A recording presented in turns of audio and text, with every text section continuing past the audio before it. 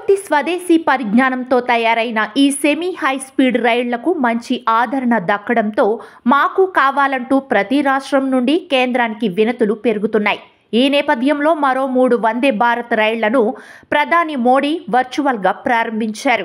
ఇప్పటి వరకు 51 వందే భారత్ రైళ్లు ప్రవేశపెట్టిన సర్కారు ఇప్పుడు మరో 3 రైళ్లను ప్రారంభించింది. వీటిలో ఉన్న ప్రత్యేక సదుపాయాలకు తోడు ప్రయాణికులను వేగంగా గమ్యస్థానాలకు చేర్చడంతో టికెట్ ధరతో సంబంధం లేకుండా ఈ వందే భారత్ రైళ్లకు డిమాండ్ పెరుగుతోంది. దానికి తగ్గట్టే ఆక్యుపెన్సీ రేట్ కూడా ఎక్కువగా ఉంటుంది.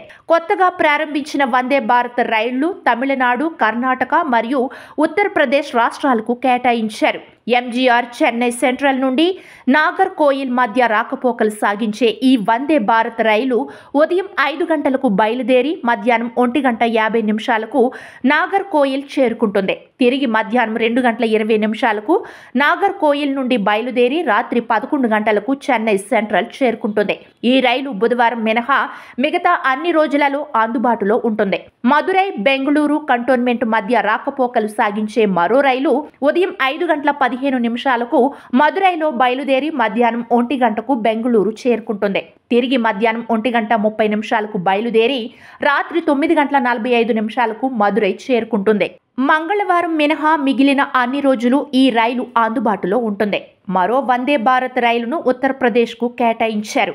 ఇదిలా ఉంటే వందే భారత్ స్లీపర్ ప్రోటోటైప్ రైలును రైల్వే మంత్రి అశ్వనీ వైష్ణవ్ బెంగళూరులో ఆవిష్కరించారు. రానున్న 10 రోజుల పాటు ఈ రైలును ప్రయోగాత్మకంగా నడపనున్నారు.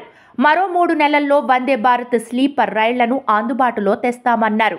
అప్పటి నుండి ప్రతి నెలకు 2 నుండి 3 వందే భారత్ స్లీపర్ రైళ్లు అందుబాటులోకి వస్తాయని తెలిపారు. ఒక రాత్రిలో సుమారు 1000 కిలోమీటర్లు ప్రయాణించేలా ఈ వందే భారత్ స్లీపర్ రైళ్లను రూపొందించారు.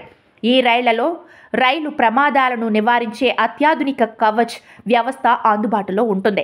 ఒక్కో రైలులో 16 కోచ్లు ఉండగా మొత్తం 823 బెర్తులు అందుబాటులో ఉంటాయి. ఈ రైళ్ల టికెట్ ధరలు రాజధాని రైల్ టికెట్ ధరకు దగ్గరలో ఉంటుందని తెలిపారు.